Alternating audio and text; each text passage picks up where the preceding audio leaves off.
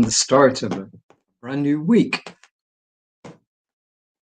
Today's reading really doesn't need any explanation. It's pretty self-explanatory, and it's a good message. So I'm just going to get right along with it. Here we go.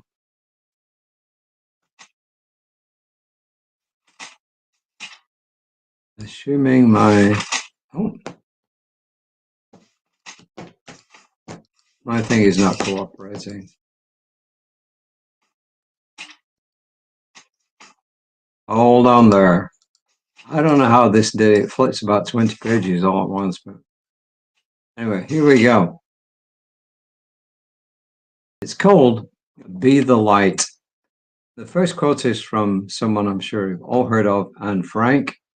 And incidentally, I think yesterday was the anniversary of when they first went into hiding. I forgot how many years, obviously a long time, during the 1940s. Anyway, she said, how wonderful it is that nobody need wait a single moment before starting to improve the world. It's a really well-known quote from her. How wonderful it is that nobody need wait a single moment before starting to improve the world. And the next quote is from Ernest Holmes in This Thing Called You. This Thing Called You, it's on page 43. He says, open the gates of your consciousness to the divine presence, and you will be flooded with light. Open the gates of your consciousness to the divine presence, and you will be flooded with light. And I have a cat on my lap, but no, you can't see her, so I don't know if that's good or bad. Anyway, this is Rev Ron Fox, who says, we serve because we're all part of the human family. The authors of How Can I Help say helping is natural and it's a caring reflex. If someone slips, you give them your arm. If a car's in the ditch, you help push it out. If someone is sad, you listen. You show them you care. In short, you live to help. Mark Nepo writes, care is what holds us together. Care is what holds us together. Reverend Ron goes on to say, acts of kindness abound. We were put here to love and to be kind. Recently, I had an appointment with a new doctor. He was patient and a great listener. When we were about to leave, I asked him if I could give him some feedback. He said, sure. So I told him that when my wife researched him, most of the comments noted how kind he was. I told him I agreed. As my wife and I checked out, he came back and thanked me. He said, most doctors don't get feedback. You have made my day. Reverend Ron says, a small gesture on my part meant so much. Then he goes on to say, we can start small, a smile, a nod, a call. Little things can make a big difference in someone's life. Mother Teresa said, if you can't feed 100 people, then just feed one. We all have a gift to share, and the beauty of serving is that we can serve. We get back, when we serve, we get back more than we give. And Ashoka Chisholm said, service is the rent we pay for the privilege of living on this earth. It is the very purpose of life, not something you do in your spare time.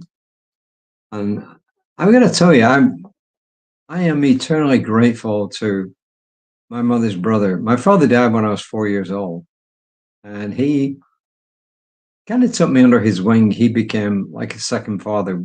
My mother and I went on vacation with him and my aunt, and he helped me out tremendously, gave me a lot of encouragement. And he's really the one who encouraged me to do some studying at school and get a decent job. Well,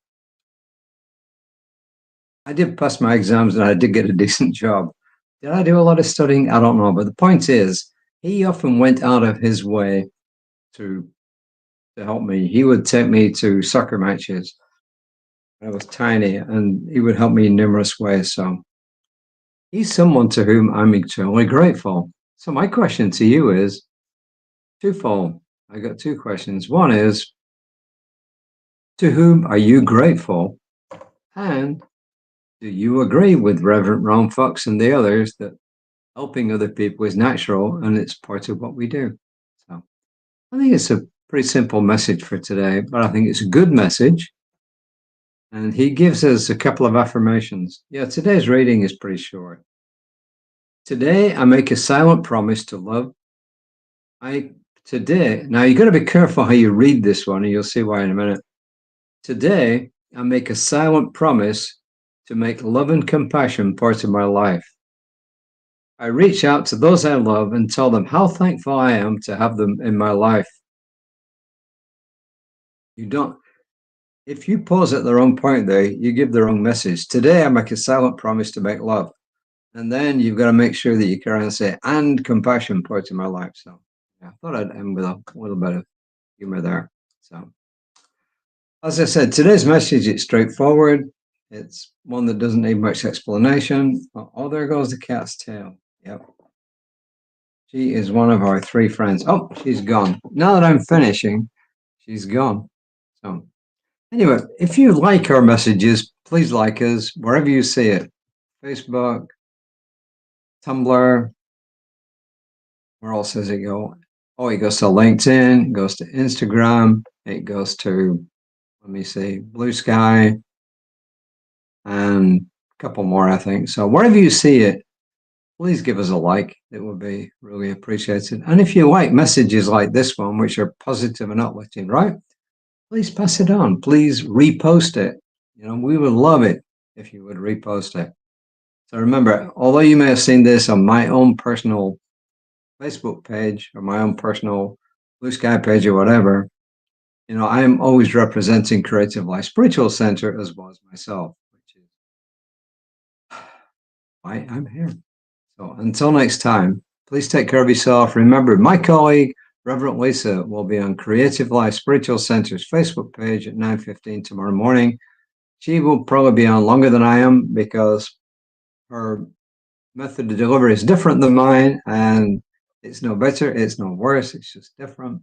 And I'm an engineer, she's an anthropologist, so we present things in completely different ways. So, but I can guarantee you this, she's going to encourage you to do one thing, if nothing else, and that is what I'm saying now is self-care is incredibly important.